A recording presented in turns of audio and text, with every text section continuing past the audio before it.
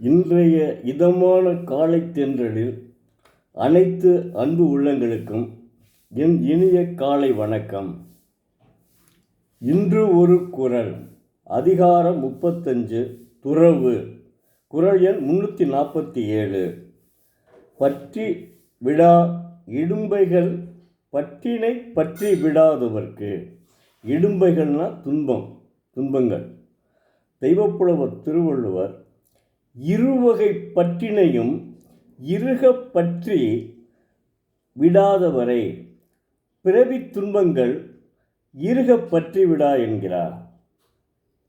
எவ்வளோ அற்புதமாக சொல்லியிருக்கார் பாருங்க.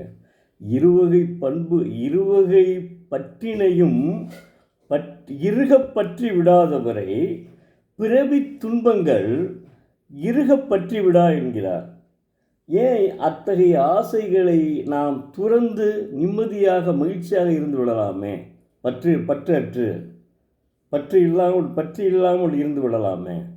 இருவகை பற்றிகளையும் நன்றாக பற்றி இருக பற்றி விடாதவரை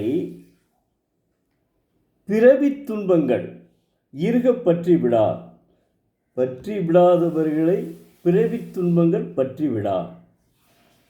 அவ்வளோதான். எவ்வளோ ஒரே 1.25 வரியில் அழகாக சொல்லிட்டாருங்க. 7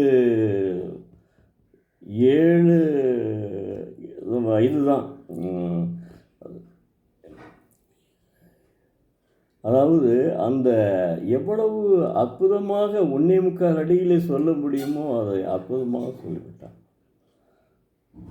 மாணவ செல்வங்களே, தினந்தோறும் ஒரு குறளை படியுங்கள், அதன்படி நடங்கள். நிச்சயமாக பழைய 50 ஆண்டுகளுக்கும் உள்ள தமிழர் பண்பாட்டை காக்க வேண்டியவர்கள் நீங்கள் தான். மீண்டும் தமிழகம் செழிக்க வேண்டும், தமிழகம் பண்பாடோடு இருக்க வேண்டும். தமிழகத்தினுடைய பண்பாட்டுகள் சிதறாமல் காக்க வேண்டியது உங்களுடைய கடமை. நீங்கள் தான் தூண்கள்.